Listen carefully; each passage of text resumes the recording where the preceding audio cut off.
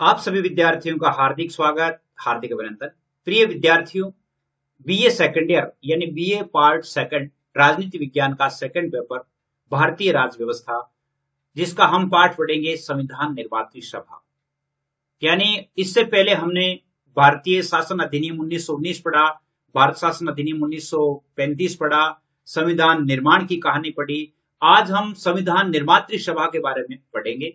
बहुत ही important topic है और आने वाले जितने भी एग्जाम्स है उन सभी के लिए भी बहुत अधिक महत्वपूर्ण है। जो भी आगे की तैयारी करते हैं, आईएएस की तैयारी करते हैं या अन्य किसी भी प्रकार की जो जिन भर्तियों की तैयारी करते हैं उनके लिए भी बहुत अच्छा है। तो इस पार्ट को आप अच्छे से देखें। इस पार्ट के 2 वीडियो आपको देखने को मिलेंगे। टेलीग्राम लिंक भी उपलब्ध है, आप अबाउट सेक्शन में जाएंगे तो वहां पे आपको मिल जाएगा। इसके अलावा यहाँ पर बीए फर्स्ट ईयर से लेकर के बीए फाइनल तक के general English, general Hindi, Hindi literature, political science, history, geography, sociology, competition की क्लासें, इसके अलावा आपके जैसे पर्यावरण है, कंप्यूटर है, गांधी जीवन और दर्शन है, इनसे संबंधित जो पेपर हैं वो भी आपको यानी अपलोड किए जाते हैं, वो उनके पार्ट भी अपलोड किए जाते हैं। तो मेरे साथ बने रहें।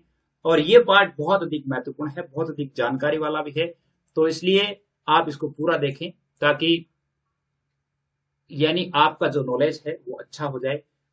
भारतीय संविधान से संबंधित भारतीय राज्य व्यवस्था जो बुक है वो बहुत ही अच्छी बुक है। इस बुक का पूरा अध्ययन आप करें।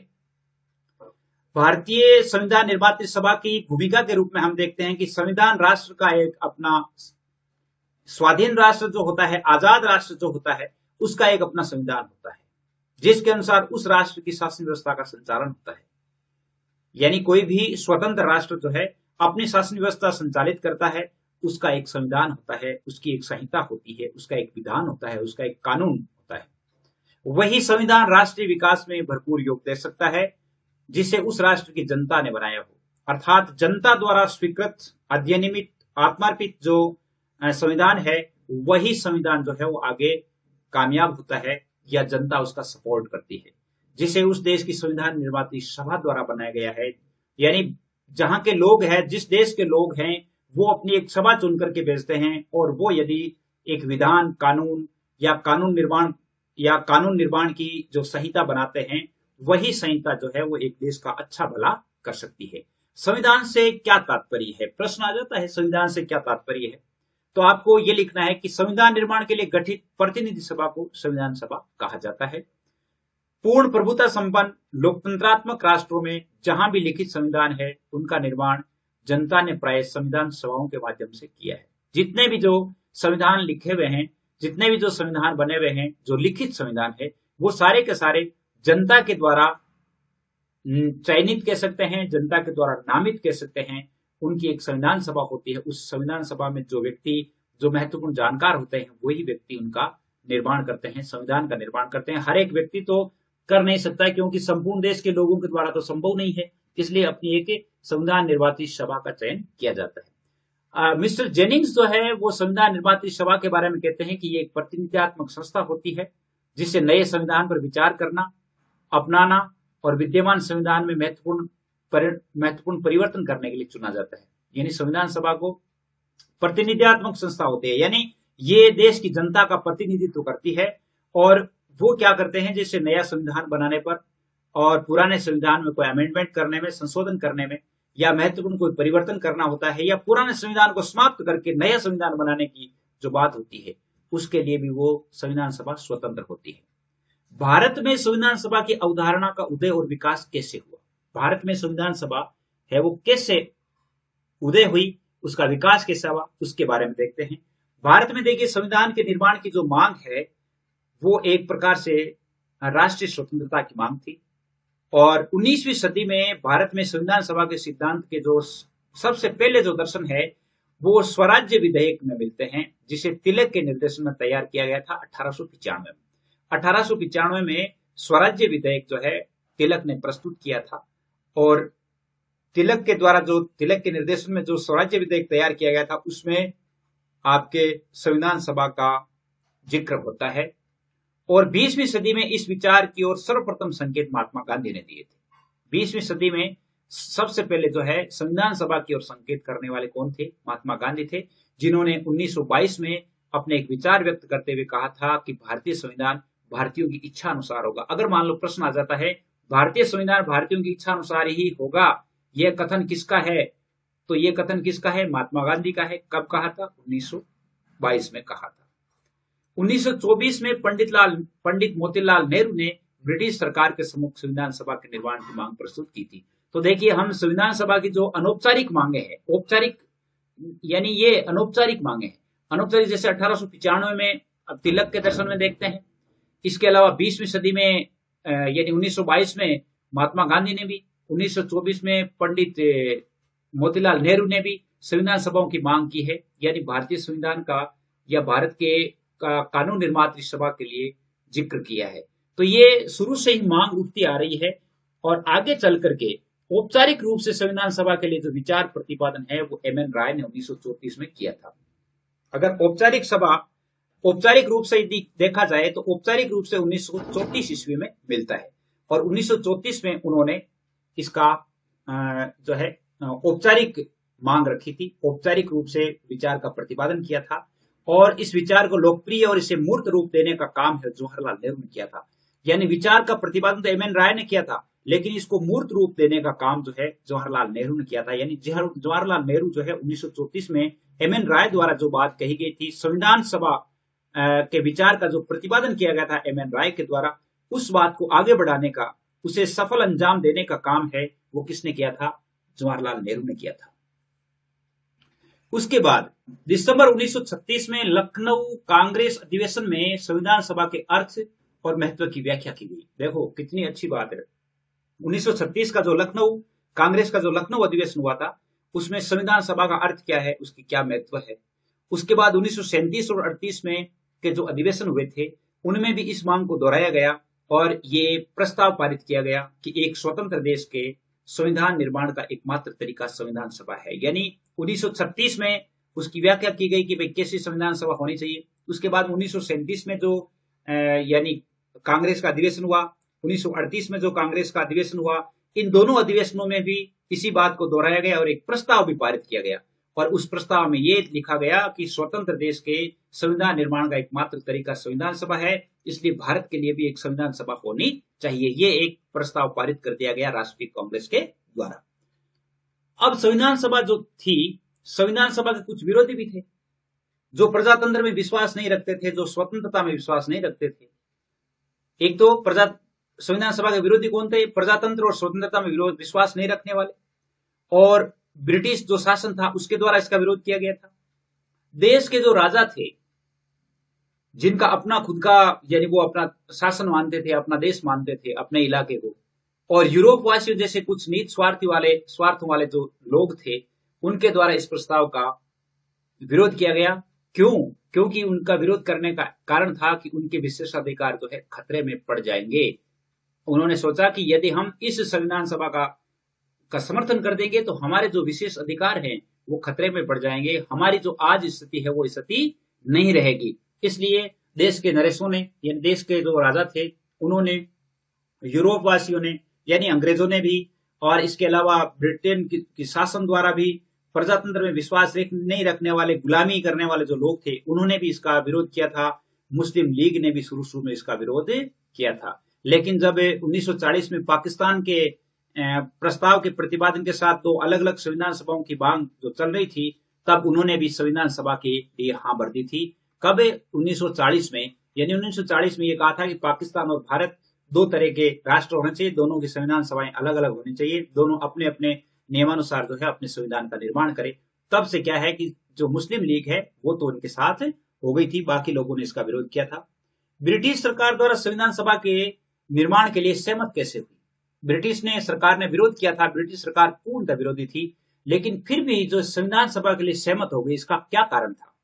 इसका कारण था कि ब्रिटिश सरकार भारतीय जनता की संविधान सभा की मांग को स्पष्टतया स्वीकार करने के पक्ष में नहीं थी। लेकिन जब दूसरा विश्व युद्ध हुआ था, दूसरे विश्व युद्ध में कई आवश्यकताएं थी, राष्ट्रीय और अंतर्राष्ट्रीय शक्तियां जो थी उन्होंने ब्रिटिश सरकार को विवश कर दिया था। राष्ट्रीय और अंतर्राष्ट्रीय जो शक्तियां थी उन शक्तियों ने विवश कर दिया था और उसे यह भी लग गया था कि यदि हम भारतीयों को इस प्रकार का आश्वासन नहीं देंगे तो भारतवासी जो है हमारा साथ नहीं देंगे। और इस डर से क्या है कि उन्होंने आश्वासन दिया कि अब जो ही ये युद्ध समाप्त हो जाएगा तो युद्ध समाप्त होने पर आपके लिए यानी जो भारत का जो राज है या भारत का शासन है भारतीयों के द्वारा चलाया जाएगा, भारतीय लोग ही यहाँ का के शासन का या नियम बनाएंगे। अगस्त 1940 के प्रस्ताव में ब्रिटिश सरकार ने यह कहा था कि भारत का संविधान स्वभावतः स्वयं भारतवासी तैयार करेंगे। 1940 में 1940 का जो अगस्त प्रस्ताव जिसको कहा जाता है, अगस्त प्रस्ताव में उन्होंने ये कहा था कि स्वयं भारतवासी तैयार करेंगे, क्योंकि युद्ध में फंसे हुए थे और युद्ध में फंसे हुए थे, राष्ट्रीय और अंतर्राष्ट्रीय शक्तियों का दबाव था, जिसके कारण क्या है ब्रिटेन वाले डर गए थे, ब्रिटेन सरकार डर गई थी, जिससे उन्हें ऐसा कहना पड़ा। इसके बाद 1942 में क्रिप्स योजना के द्वारा ब्रिटेन ने स्पष्ट रूप से स्वीकार किया कि भारत में एक निर्वाचित संविधान सभा का गठन होना चाहिए जो युद्ध के बाद भारत के लिए संविधान तैयार करेगी। क्रिप्स योजना जो आई थी 1942 में, क्रिप्स योजना कब आई थी? 1942 में आई थी, और उसमें सीधा सीधा साफ साफ लिखा हुआ था कि भारत में एक निर्वाचित संविधान सभा का गठन होगा और युद्ध के बाद वो अपना संविधान बनाएंगे। और अंत में जब 1946 में कैबिनेट मिशन जब भारत आया और कैबिनेट मिशन में भारतीय संविधान सभा के प्रस्ताव को स्वीकार किया गया और उसे व्यावहारिक रूप भी दिया गया, ऐसे जाकर के वो ब्रिटेन सरकार मानी थी। यानी इतने उनको क्या है, यूं कह सकते हैं कि बहुत सारे झटके लगे थे, जिसके कारण क्या है कि उन्होंने भारतीय संविधान या भारतीय संविधान सभा के लिए यस किया था। अब क्या है कि जैसे मान लो ब्रिटेन सरकार भी मान गई, इधर से सब कुछ मान गया, तो फिर भी संविधान सभा का गठन कैसे हुआ? कैबिनेट मिशन योजना और संविधान सभा का गठन कैसे हुआ? 24 मार्च 1946 को कैबिनेट मिशन दिल्ली पहुंचा। देखिए बहुत अच्छा प्रश्न है। कैबिनेट मिशन दिल्ली कब पहुंचा? 24 मार्च 1946 को। 16 मई 1946 को मिशन ने अपनी योजना बताई। 24 मार्च 1946 को तो वो आए, यहां आकर के उन्होंने नियम कानून बनाए और भी वो कई जगह फिरे घूमे। इसके बाद में 16 मई 1946 को उन्होंने अपनी योजना बताई, अर्थात योजना प्रस्तुत की। और संविधान निर्माण के प्रस्तावित संगठन के बारे में मिशन का विचार था कि वयस्क मताधिकार के आधार पर संविधान सभा का गठन वर्तमान स्थितियों में संभव नहीं है। उन्होंने कहा था यदि आप वयस्क मताधिकार के आधार पर संविधान सभा का, यानी सारे लोगों से यदि आप वोट लेकर के और जनमत संग्रह के माध्यम से यदि एक संविधान सभा बनाना चाहते हो तो दैट इज इम्पॉसिबल। इसलिए व्यवहारिक उपाय यही है कि प्रांतीय विधानसभाओं का निर्वाचनकारी संस्थाओं के रूप में उपयोग किया जाए। इसलिए जो प्रांतीय विधानसभाएं हैं वो प्रांतीय विधानसभाएं हैं, उन सभाओं को काम में लिया जाए और उन सभाओं के माध्यम से एक संविधान सभा का निर्माण किया जाए। तो प्रांतीय विधानसभाओं को जब जोड़ा गया तो वो 389 लोग थे। कितने थे? प्रांतीय विधानसभाएं जितनी भी थी, जिसमें ब्रिटेन भारत भी थे, देशी रियासतें भी थी, चीफ क्षेत्र के भी थे, सारे के सारे लोग मिलाकर के 389 हो रहे थे प्रांतीय विधानसभाओं के। तो प्रांतीय विधानसभाओं के 389 हो रहे थे, तो उसमें से ब्रिटिश प्रांत के 292 आदमी थे, जिसमें यानी ब्रिटिश शासन था, और चीफ कमिश्नर के 4 थे, और देशी रियासतें थी जहां पर राजा लोग थे या नरेश थे, उनके 93 आदमी थे। तो इस प्रकार कुल मिलाकर के इनको जोड़ा जाए तो 389 जो है लोग हो रहे थे, और 389 को नामचीन किया गया। अब क्या हुआ कि भाई 389 है, इनके माध्यम से एक संविधान सभा बनाई जाए, क्योंकि वो पूरे भारत का प्रतिनिधित्व करते थे। 93 जो देशी राजा थे तो वो भी अपने इलाके का एक प्रतिनिधित्व करते थे, उनमें से एक राजा आ गया और उसे शामिल कर लिया गया। इस प्रकार उनकी एक संविधान सभा बनी।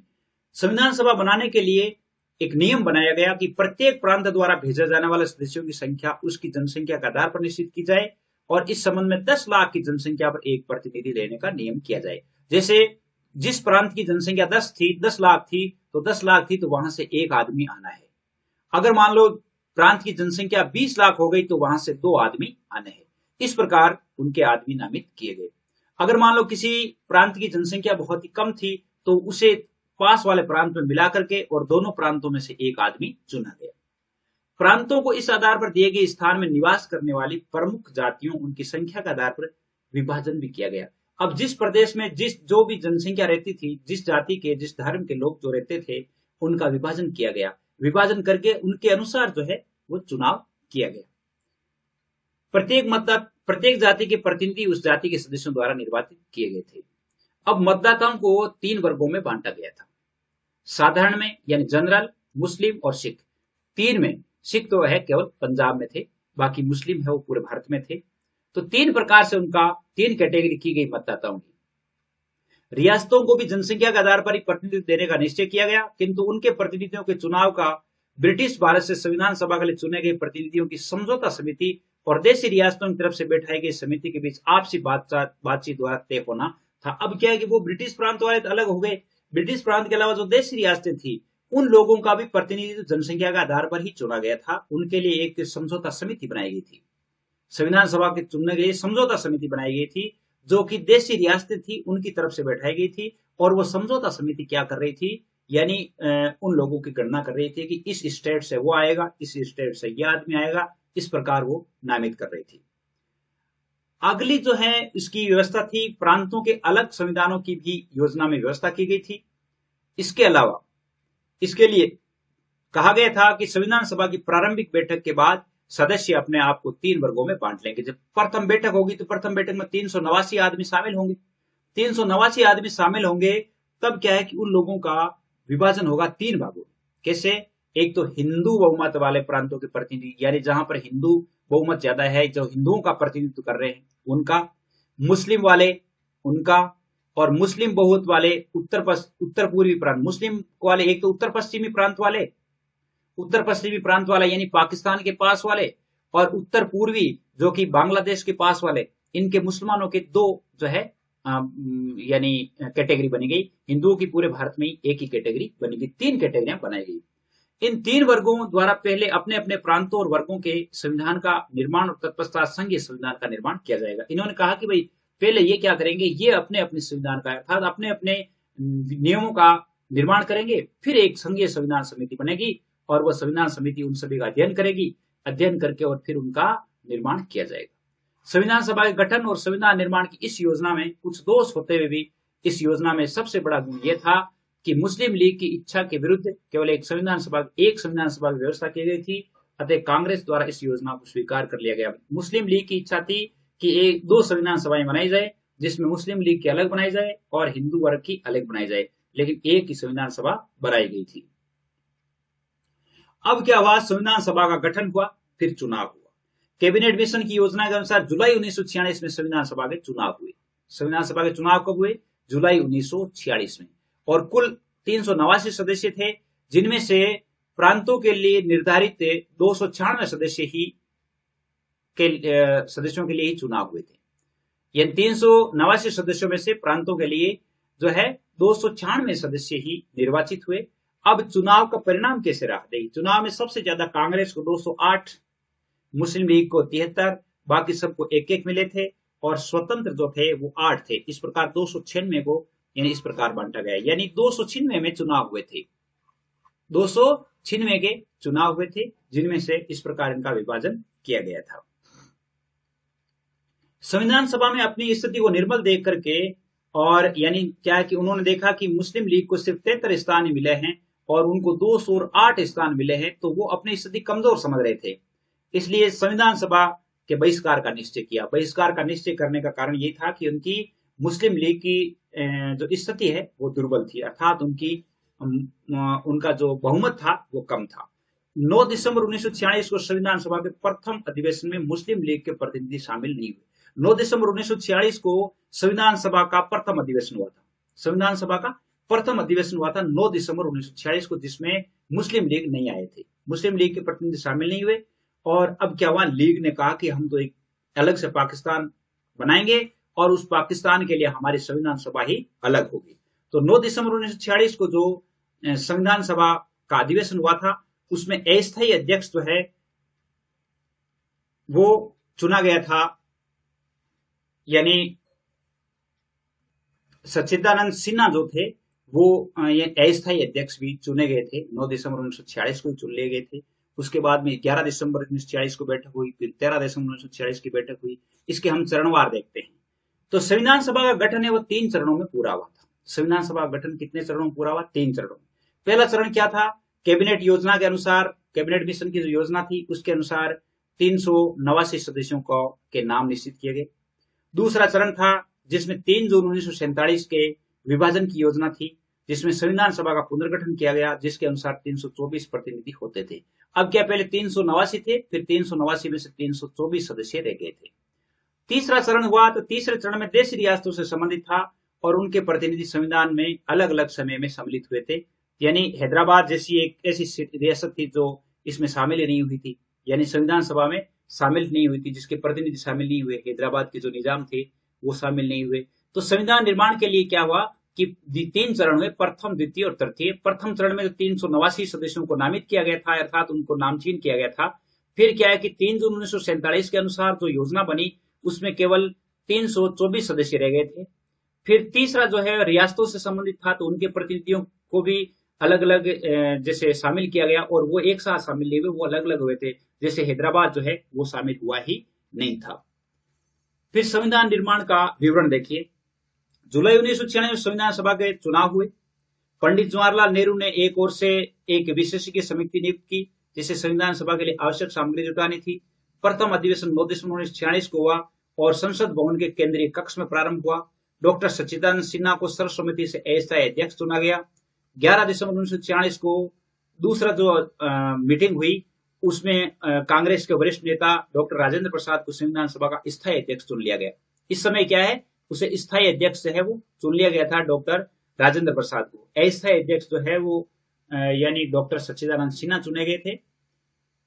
अब क्या है कि इसके बाद में 2 मीटिंगें हो गई, 9 दिसंबर 11 दिसंबर। फिर जवाहरलाल नेहरू ने अपना उद्देश्य प्रस्ताव रखा। संविधान निर्माण की दिशा में सबसे पहला काम था जवाहरलाल नेहरू द्वारा उद्देश्य प्रस्ताव रखना। उद्देश्य प्रस्ताव क्या था? ये प्रस्ताव 13 दिसंबर 1946 को रखा गया था। और उसमें क्या लिखा था?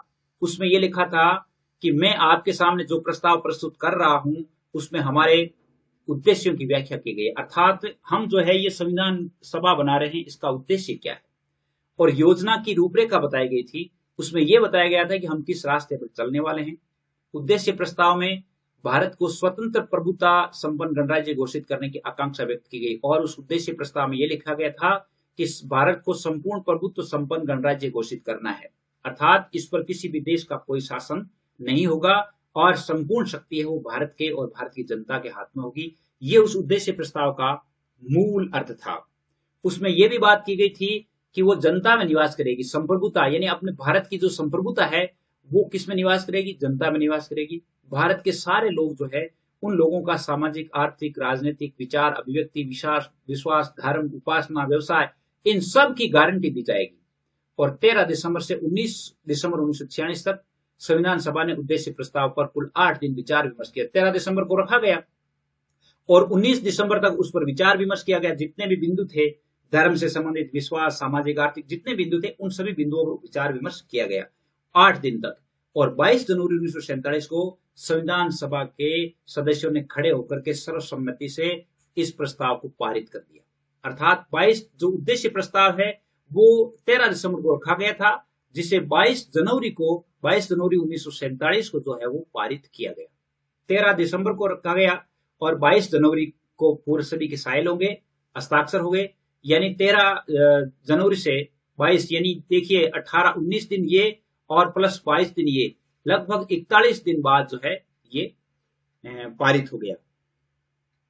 अब इसमें क्या हुआ कि संविधान सभा का निर्माण हुआ, उसमें मीटिंगें हो गई, उसके अलावा कुछ समितियां गठित की गई, जिसमें एक संघ संविधान थी, प्रांतीय संविधान समिति थी, संघीय शक्ति समिति थी, मूल अधिकार अल्पसंख्यकों से संबंधित समिति थी, प्रारूप समिति थी जिसके अध्यक्ष डॉक्टर भीमराव अंबेडकर थे, जैसे संघ संविधान समिति थी, संघ समिति जवाहरलाल नेहरू थे, प्रांतीय समिति जो थी उसमें सरदार पटेल थे।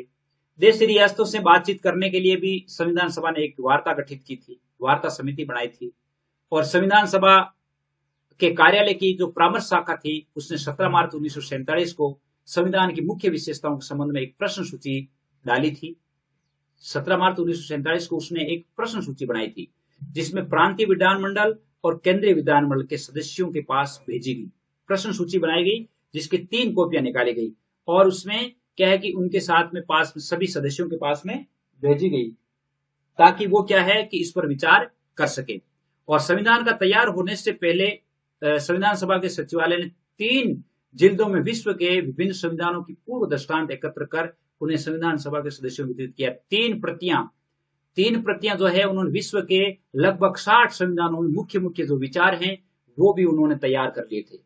उन विचारों को एकत्र करके और जितने भी संविधान के सदस्य थे उन सभी सदस्यों को वितरित किया गया। वितरित करके और उन्हें कहा गया कि इसको पढ़ें, इसमें से कौन से जो अच्छे हैं वो आपको लगते हैं। इसलिए क्या हुआ कि तो अब हुआ क्या कि संविधान के लिए जो ये दृष्टांत एकत्रित किए गए, अब इसमें क्या है कि एक परामर्शदाता बनाया गया, और संवैधानिक परामर्शदाता किसको बनाया गया था? BN राव को बनाया गया था। उसने विश्व के विभिन्न संविधान विशेषज्ञों से विचार करके एक प्रतिवेदन बनाया था। BN राव है वो विभिन्न संविधान विशेषज्ञ विश्व के, अर्थात एक देश का नहीं, अलग अलग देशों के जो संविधान विशेषज्ञ थे उनसे बातचीत की, उनसे बातचीत करके अपना एक प्रतिवेदन बनाया था। उस प्रतिवेदन को भी उन्होंने रखा था। अब क्या हुआ कि जैसे मान लो ये सारे हो गए, सब कुछ हो गया, तो अब संविधान को रूप देना था, अर्थात संविधान का एक प्रारूप बनाना था कि संविधान कैसा बनाया जाए। अब उस संविधान को प्रारूप देने के लिए प्रारूप समिति का गठन किया गया। प्रारूप समिति का गठन है वो 29 अगस्त 1947 को किया गया। 29 अगस्त 1947 को प्रारूप समिति नियुक्त की गई, और जिसमें अंबेडकर जो है, डॉक्टर भीमराव अंबेडकर है, वो इसके अध्यक्ष चुने गए, और इसमें कुल 7 सदस्य थे। डॉक्टर भीमराव अंबेडकर समेत 7 सदस्य थे, जिनके नाम है, देखिए, एक तो N गोपाल स्वामी अयंगर था, एक के अय्यर थे, मोहम्मद सादुल्ला थे, KM मुंशी थे, BL मित्र था। अब क्या है कि BL मित्र ने त्यागपत्र दे दिया था, त्यागपत्र दे दिया तो उसके स्थान पर N माधवन राव को बना लिया गया, यानी BL मित्र के स्थान पर N माधवन राव भी था। DP खेतान थे, तो DP खेतान क्या है कि DP खेतान की 1948 में मृत्यु हो गई थी, और उसके स्थान पर TT कृष्णमाचारी को ले लिया था। तो अंतिम समय तक तो यहाँ पर तो BL मित्र के स्थान पर तो हो गए N माधवन राव, और DP खेतान के स्थान पर हो गए TT कृष्णमाचारी। तो इस प्रकार जो 6 तो ये हो गए, और एक अंबेडकर जी हो गए, तो 7 सदस्य थे जिन्हें संविधान का प्रारूप तैयार करना था। अब प्रारूप समिति जो थी उसका काम क्या था? देखिए, संविधान सभा की परामर्श शाखा द्वारा तैयार किए गए संविधान का परीक्षण करना, और फिर संविधान का प्रारूप तैयार करना, और विचार के लिए संविधान सभा के सम्मुख प्रस्तुत करना। प्रारूप समिति द्वारा जो प्रथम प्रारूप था वो फरवरी 1948 में संविधान सभा के अध्यक्ष को सुपुर्द किया गया। यानी प्रारूप समिति के द्वारा जो प्रारूप बनाया गया वो 1948 में जो है, फरवरी 1948 में बना करके उन्होंने पहली बार संविधान सभा के जो अध्यक्ष थे, यानी डॉक्टर राजेंद्र प्रसाद, उनको सौंपा गया। फिर क्या हुआ कि 15 नवंबर 1948 को प्रारूप संविधान पर धारावार विचार प्रारंभ हुआ, 15 नवंबर 1948 से 17 नवंबर तक, और उसके बाद 8 जनवरी 1949 तक संविधान सभा के 67 अनुच्छेदों पर विचार हो गए थे। यानी 8 जनवरी 1949 तक क्या है कि जिसमें जो 67 अनुच्छेद, यानी 1 से लेकर के 67 तक पूरे विचार कर चुकी थी, और संविधान का जो पहला वाचन हुआ था, प्रथम बार संविधान को पढ़ा गया था, वो 8 जनवरी 1949 को था। संविधान का प्रथम वाचन कब माना जाता है? 8 जनवरी 1949 को। संविधान का दूसरा वाचन जो है 16 नवंबर 1949 को हुआ था, और संविधान का तीसरा वाचन 26 नवंबर 1949 को हुआ था, 26 नवंबर 1949 को। और इसी दिन अपने संविधान को अधिनियमित और अंगीकृत और आत्मार्पित कर लिया गया। सभी के सिग्नेचर हो गए थे। 26 नवंबर को बनकर के पूरा तैयार हो गया था, और संविधान को इस दिन है अंतिम रूप से पास कर दिया गया था। तो 8 जनवरी, 16 नवंबर और 26 नवंबर, ये 3 तिथियां थी। 24 जनवरी 1950 को संविधान की 3 प्रतियां बनाई गई। संविधान की जो 3 प्रतियां थी वो बनाई गई थी 24 जनवरी 1950 को, और वो प्रतियां सभा पटल पर रखी गई थी।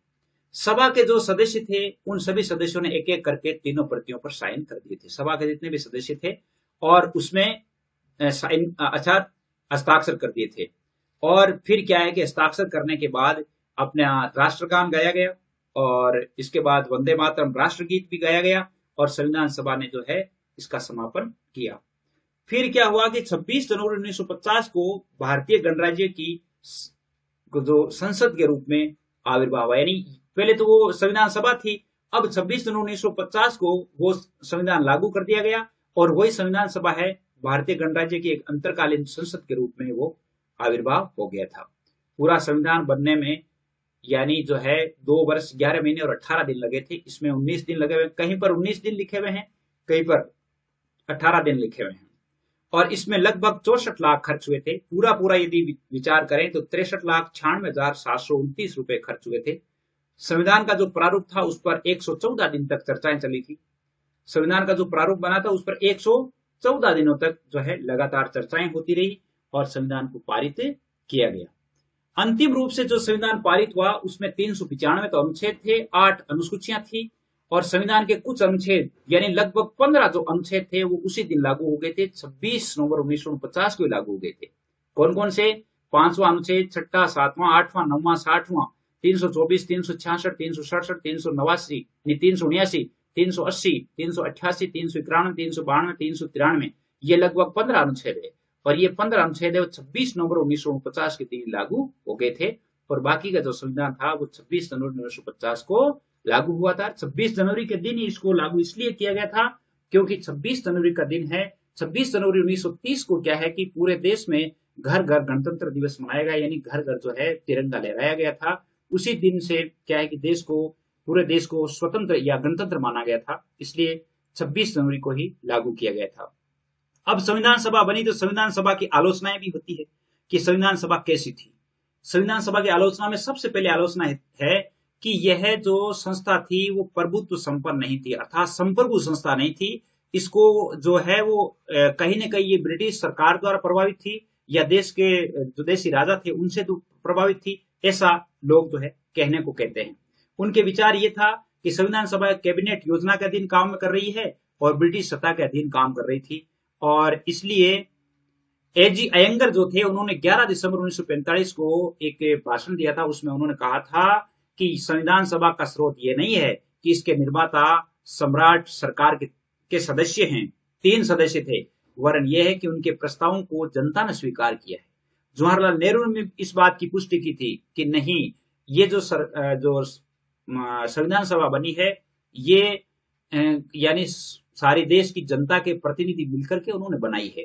ये संप्रभु है, पूर्ण संप्रभु है और सरकारें राज के पत्रों से पैदा नहीं होती है, वे वास्तव में जनता की इच्छा की अभिव्यक्ति होती है और हम आज यहाँ इसलिए एकत्रित हो पाए हैं क्योंकि हमारे पीछे जनता की शक्ति है। तो सभा की संप्रभुता के पक्ष में जो है वो ये कहते हैं कि ये प्रस्ताव पारित किया गया कि ब्रिटिश सरकार या अन्य किसी भी सभा के आदेश से सभा का विघटन नहीं होगा। उन्होंने ये विश्वास दिलाया कि ये जो संविधान सभा है इसमें किसी भी ब्रिटिश सरकार का कोई भी कानून प्रभावी नहीं है, ना ही इसका कोई विघटन कर सकता है, ना ही संविधान सभा को भंग कर सकता है। संविधान सभा को उसी समय भंग किया जाएगा जब स्वयं जो संविधान सभा के सदस्य है, पहले 389 थे और जैसे मान लो उसके बाद में जितने भी सदस्य थे, चाहे 324 सदस्य थे, उनमें से जब तक ये 2/3 बहुमत जो है 2/3 बहुमत के आधार पर उसको पारित नहीं करते कि भाई ये संविधान सभा भंग की जाती है, तभी भंग होगी, अन्यथा ये भंग नहीं होगी। इसके अलावा संविधान सभा ने सभा के संचालन की पूर्ण शक्ति अपने निर्वाचित सभापति को दे रखी है, इसलिए संविधान सभा ने संविधान निर्माण का कार्य पूर्ण प्रभुता की भावना से प्रारंभ किया है। दूसरा है, क्या संविधान सभा एक प्रातिनिधिक संस्था थी कि क्या उसने वास्तव में देश की जनता का प्रतिनिधित्व किया था? इसके बारे में भी लोगों का विचार है। लोग कहते हैं कि राष्ट्रीय कांग्रेस के समाजवादी वर्ग और कुछ अन्य दलों के द्वारा आपत्ति थी कि संविधान सभा के सदस्यों का परोक्ष निर्वाचन होने के कारण इसे भारत की जनता की प्रतिनिधि सभा नहीं कहा जा सकता। इसमें क्या है कि भारतीय जनता के यानी प्रत्यक्ष तो वोट लगे नहीं थे क्योंकि उनके अलग अलग चुने गए थे। जैसे ब्रिटिश भारत जो थी, ब्रिटिश भारत है, ब्रिटिश भारत के अलग थे। जैसे मान लो रियासतों के जैसे 73 आदमी या जो भी जितने भी आदमी थे वो अलग थे। कुल मिलाकर के 389 आदमी आए थे। 10 लाख आदमियों पर एक आदमी लिया गया था। तो उन्होंने कहा कि ये उनका वोट के माध्यम से निर्वाचन हुआ नहीं है। जयप्रकाश नारायण ने ये बात कही थी कि ये संविधान सभा अपने गठन में उस संविधान सभा की बहुत मित्र है जिसकी पंडित नेहरू ने हमारे सामने जिसका खाका रखा था, इसलिए उसके द्वारा हम उस स्वतंत्रता को पाने की आशा कदापि नहीं कर सकते जिसके लिए हम संघर्ष कर रहे हैं। जयप्रकाश नारायण ने कहा था कि जो आजादी हम चाहते हैं वो आजादी इस संविधान सभा से नहीं मिल सकती, जो संविधान हम चाहते हैं वो संविधान इससे नहीं मिल सकता। इसलिए उसके पक्ष में तर्क देने वालों ने कहा था कि कांग्रेस के द्वारा कैबिनेट योजना के संविधान सभा संबंधी प्रस्तावों को किसी आदर्श के आधार पर नहीं परंतु इस आधार पर अपनाया गया था कि तत्कालीन परिस्थिति में संभवतः यह प्रस्ताव ही एकता को बनाए रख सकता था। यानी उन्होंने फिर ये तर्क दिया था कि जैसे प्रत्यक्ष निर्वाचन इसलिए नहीं हुआ क्योंकि प्रत्यक्ष निर्वाचन जो है उस स्थिति में संभव नहीं था, इसलिए व्यवहारिक तौर पर इस संविधान सभा की संरचना की गई थी। यदि संविधान सभा के सदस्यों का प्रत्यक्ष निर्वाचन होता तो भी उसका स्वरूप यही होता जैसे 1952 के प्रथम आम चुनाव हुए थे, आम चुनाव के बाद में जो सरकार बनी थी वो भी वैसी ही सरकार थी। तत्कालीन भारतीय राजनीति के सर्वाधिक प्रमुख दल कांग्रेस ने संविधान सभा को अधिकाधिक प्रातिनिधिक स्वरूप प्रदान करने की संभव चेष्टा की थी।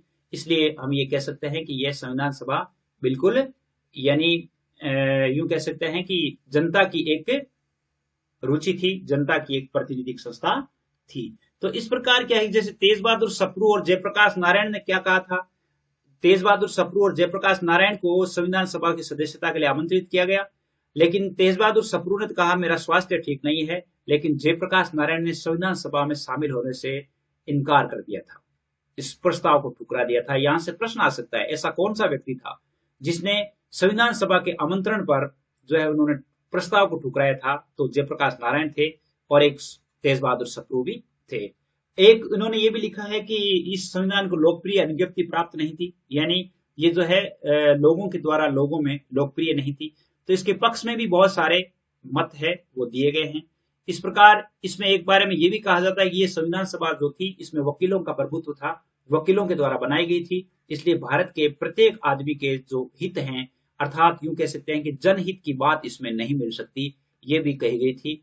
लेकिन आखिर में हम इतना कह सकते हैं कि सारी आलोचनाएं है वो निर्मूल है, क्योंकि संविधान एक कानून होता है और उसके निर्माण में कानून के जानकार लोग ही महत्वपूर्ण योगदान दे सकते हैं। भारत की संपूर्ण जनता यानी भारत के सारे लोग कैसे दे सकते हैं, क्योंकि सारे लोग तो अनपढ़ थे, बहुत सारे निरक्षर थे, तो उनमें से सारे के सारे लोग शामिल होना संभव नहीं था। इसलिए जो जिन लोगों को प्रतिनिधि बनाया गया था वो वास्तव में योग्य थे। संविधान के निर्णय लेने की क्षमता के बारे में ग्रैनविल ऑस्टिन के जो विचार थे, उन्होंने ये बात कही थी कि अपना जो संविधान की प्रक्रिया है वो श्रेष्ठ है, और इसमें उन्होंने 3 बातें सराही थी। एक तो सहमति से निर्णय, एक समायोजन का सिद्धांत और परिवर्तन के साथ चयन की कला। ये 3 स्थानों पर ग्रैनविल ऑस्टिन ने कहा था कि ये संविधान सभा है बहुत ही सफल रही है। सहमति से निर्णय होना, उसके बाद जैसे यानी समायोजन का सिद्धांत होना, उसके बाद जैसे परिवर्तन के साथ चयन की कला होना, ये सारे के सारे है वो बहुत ही श्रेष्ठ विधियां थी। उम्मीद करता हूं कि ये पाठ आपके समझ में आ गया है और आपने तहे दिल से पूरे को सुना।